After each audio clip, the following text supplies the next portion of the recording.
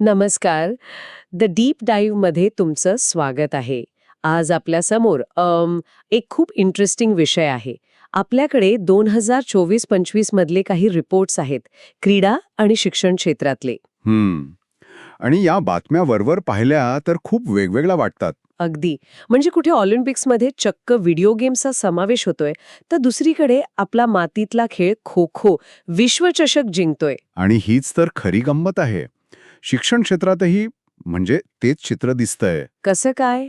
एकीकडे काही शाळांमध्ये आर्टिफिशियल इंटेलिजन्स म्हणजे AI मुलांना शिकवतंय, तर दुसरीकडे मुलींना शाळेत टिकून ठेवण्यासाठी सरकारला आर्थिक योजना आणावी लागतेय. बरोबर. त्यामुळे आजचा आपला उद्देश फक्त या बातम्यांचा आढावा घेणं नाहीये, तर त्यामागे दडलेला एक मोठा पॅटर्न समजून घ्यायचा आहे. म्हणजे एकाच वेळी जागतिक स्तरावर आधुनिक गोष्टी स्वीकारणं आणि त्याच वेळी आपली पारंपरिक मुळं बळकट करणं, हे भारताला जमतंय का? आज आपण क्रीडा आणि शिक्षण या दोन क्षेत्रांमधून या मोठ्या प्रश्नाचं उत्तर शोधण्याचा प्रयत्न करणार आहोत. सुरुवात करूया त्या बातमीने ज्याने मला वाटतं अनेकांना आश्चर्याचा धक्का दिला. ऑलिम्पिकचं स्वरूप इतक्या लवकर बदलेल असं वाटलं नव्हतं. आता चक्क स्पोर्ट्स ऑलिम्पिकचा भाग होणार आहे. हो, खरं सांगायचं तर व्हिडिओ गेम्स खेळण्याला ऑलिम्पिकसारखं व्यासपीठ मिळेल असं मला कधीच वाटलं नव्हतं. म्हणजे आता गेमिंग करणं हा फक्त टाइमपास नाहीये. नाही, तो एक गंभीर जागतिक स्तरावरचा खेळ मानला जाईल. हे खरंच अविश्वसनीय आहे. हो.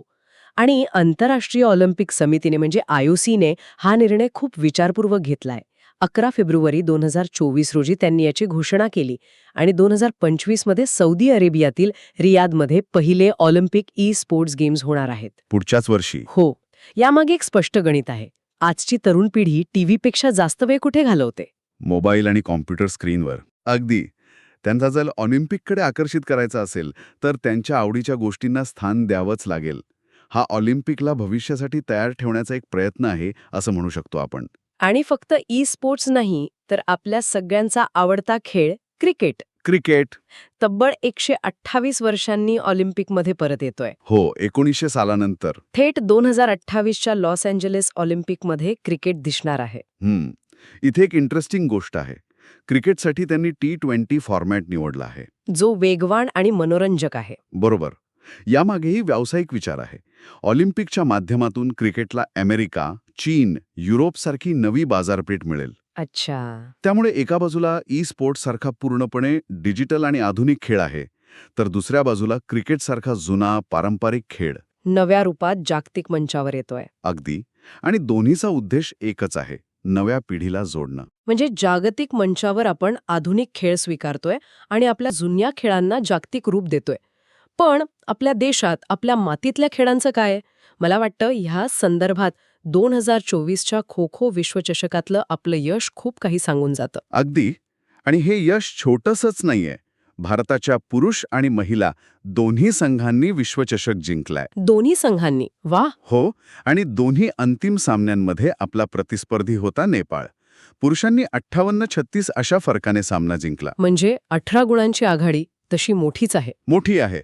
पण महिला संघाने जे केलं ते तर अविश्वसनीय होतं. हो, मी स्कोर पाहिला. महिला संघाचा स्कोर होता 78-40. तब्बल 38 गुणांची आघाडी. याला फक्त विजय म्हणता येणार नाही, हे निर्विवाद वर्चस्व आहे. याचा अर्थ महिला संघाने प्रत्येक डावात प्रतिस्पर्धेंपेक्षा जवळपास दुप्पट गुण मिळवले. बरोबर. हे केवळ वर्चस्व नाही, तर प्रतिस्पर्ध्यावर पूर्णपणे केलेली मात आहे.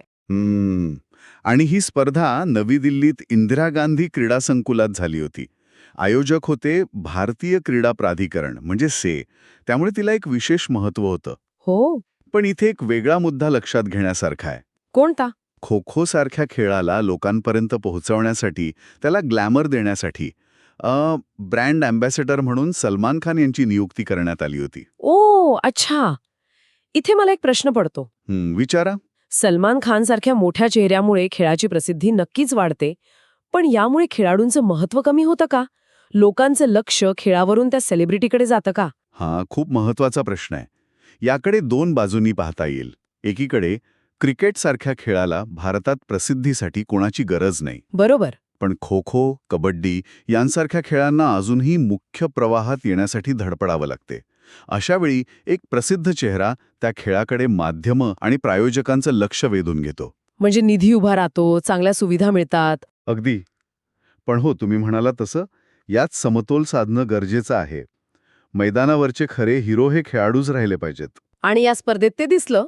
हो, महाराष्ट्राचे प्रतीक वायकर जे पुरुष कर्णधार होते आणि बीडच्या प्रियांका इंगळे महिला कर्णधार हेच या विजयाचे खरे चेहरे होते. आता आपण राष्ट्रीय स्तरावरील एका मोठ्या स्पर्धेकडे येऊया. 38व्या राष्ट्रीय क्रीडा स्पर्धा. National games. हो, याचं यजमानपद उत्तराखंडकडे आहे.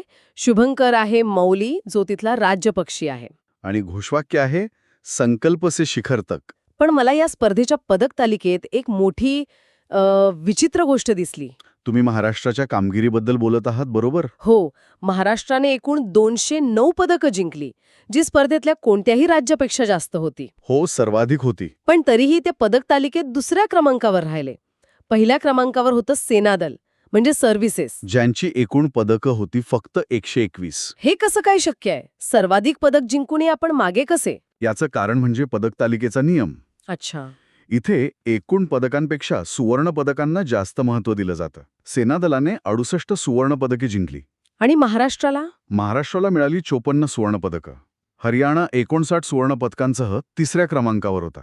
म्हणजे गोल्ड मेडललाच सगळं महत्त्व आहे. हो, हा नियम खेळाडूंच्या मानसिकतेवर नक्कीच परिणाम करतो. तुम्ही 100 रौप्य पदकं जिंकली तरी एका सुवर्ण पदक विजेत्याच्या मागे असता. पण सुवर्ण पदकांवर इतका भर देणं योग्य आहे का? यामुळे खेळाडू फक्त गोल्ड जिंकण्याच्या दबावाखाली येत नाहीत का? याचे फायदे आणि तोटे दोन्ही आहेत. सुवर्ण पदकावर लक्ष केंद्रित केल्यामुळे खेळाडू सर्वोत्तम कामगिरी करण्यासाठी प्रवृत्त होतात. आपल्याला फक्त सहभागी व्हायचं नाही तर जिंकायचं आहे ही मानसिकता तयार होते. पण दुसरीकडे रौप्य किंवा कांस्य पदक जिंकणाऱ्या खेळाडूंच्या कामगिरीचं महत्त्व कमी होतं, हेही खरंय. ही एक न संपणारी चर्चा आहे. बरोबर. यासोबतच पुण्याच्या किलाज मोहोळने महाराष्ट्र केसरी जिंकणं किंवा मुंबई मॅरेथॉनमध्ये एरिट्रियाच्या बेरहाने टेस्पीने 2 तास 11 मिनिटात 42 किलोमीटर धावणं. या गोष्टी दाखवतात की आपल्याकडे खेळांची आवड आणि प्रतिभा दोन्ही आहे. खेळात आपण पाहिलं की योग्य रणनीती आणि नवीन तंत्रज्ञानामुळे कसं यश मिळवता येतं. आता हाच नियम आपण शिक्षण क्षेत्रात लागू होताना पाहूया.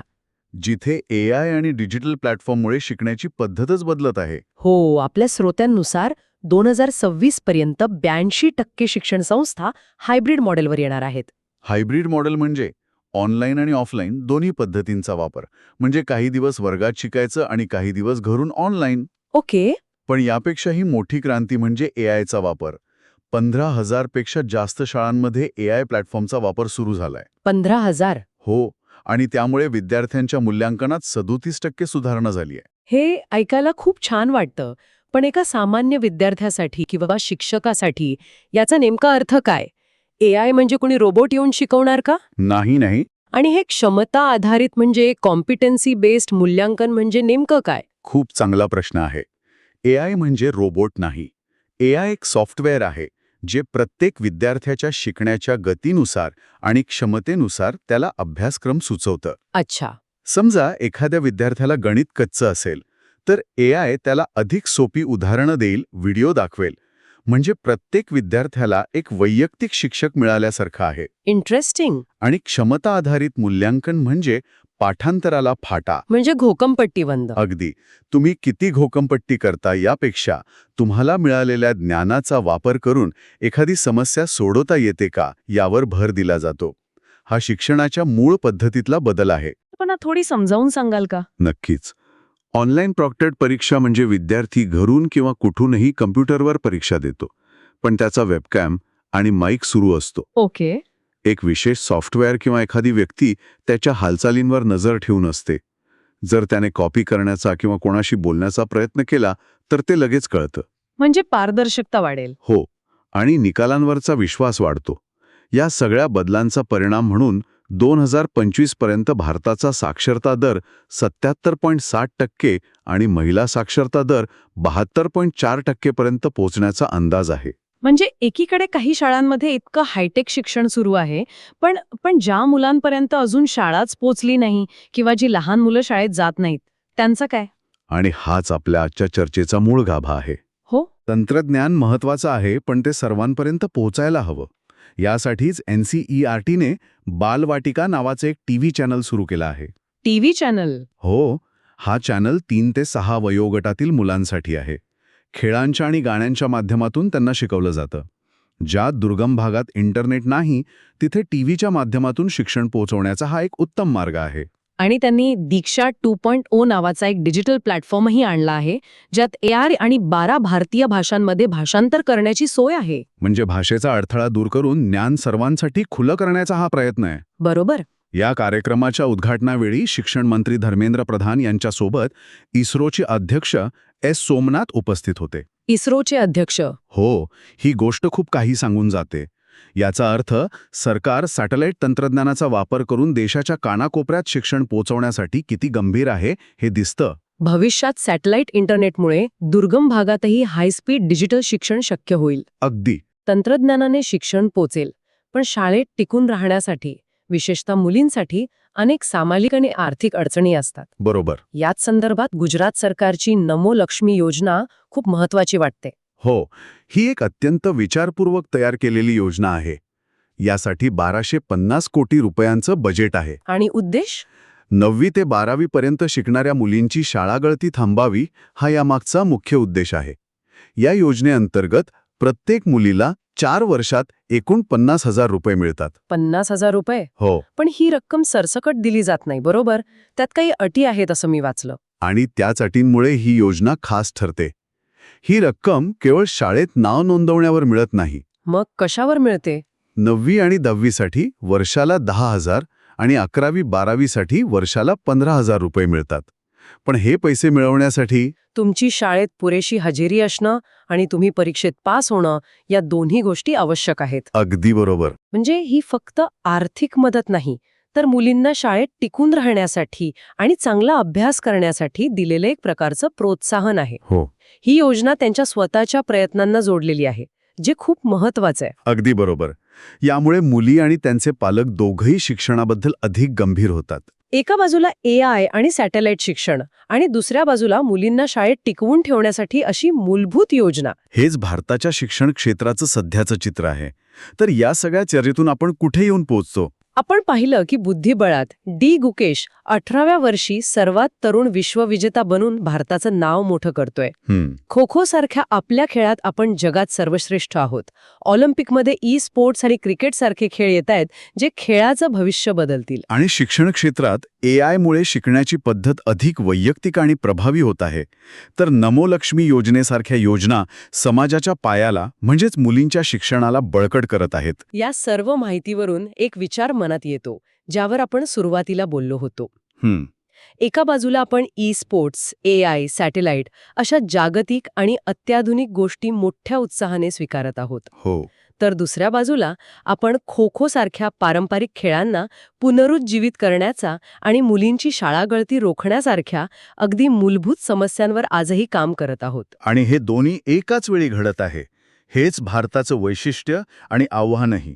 आपण भविष्य घडवताना आपला भूतकाळ आणि वर्तमान विसरू शकत नाही. तर मग जाता जाता श्रोत्यांसाठी एक विचार सोडून जाऊया. नक्कीच. एकीकडे भविष्याकडे पाहणारी जागतिक दृष्टी आणि दुसरीकडे आपली मुळं आणि पाया मजबूत करण्याचा प्रयत्न. या दोन्ही गोष्टींमध्ये यशस्वीपणे संतुलन साधून भारताची क्रीडा आणि शैक्षणिक क्षेत्रातील भावी पिढी कशी घडेल? ती अधिक अष्टपैलू असेल की गोंधळलेली? हा विचार करण्यासारखा एक महत्वाचा प्रश्न आहे.